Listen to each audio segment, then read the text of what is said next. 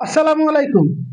দর্শক, বাংলাদেশি সরকারি কর্মকর্তাদের টোটাল সাহারা মরুভূমির বালু এনেও যদি তাদের খাওয়ানো হয়, আমার মনে হয় তাদের যে ক্ষুধা, সে ক্ষুধা মেটানো সম্ভব না। অনেক দুঃখের সাথেই কথাটা বলতেছি, কেননা বাংলাদেশ যারা গরিব দুঃখী আছে এবং এতিম বাচ্চাদের জন্য সৌদি আরব থেকে কিছু দুম্বার মাংস পাঠিয়েছে উপহার হিসেবে। কিন্তু বাংলাদেশি কিছু সরকারি কর্মকর্তা তাদের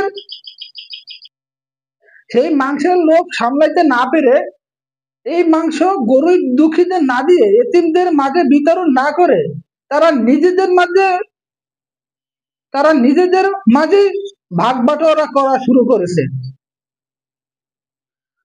ফলে যখন এই সংবাদটি সাংবাদিকদের কাছে পৌঁছায় এবং তারা ঘটনাস্থলে যায়, ঘটনাস্থলে যাওয়ার ফলে কেউ মাংস ফেলে রেখে এবং কেউ মাংস সাথে নিয়েই চলে যায়। এই ন্যাক্কারজনক ঘটনাটি ঘটিয়েছে পাবনা জেলার জেলা প্রশাসনের কিছু কর্মকর্তা।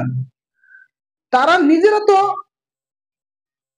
অন্যকে কিছু দিতে পারে না, কিন্তু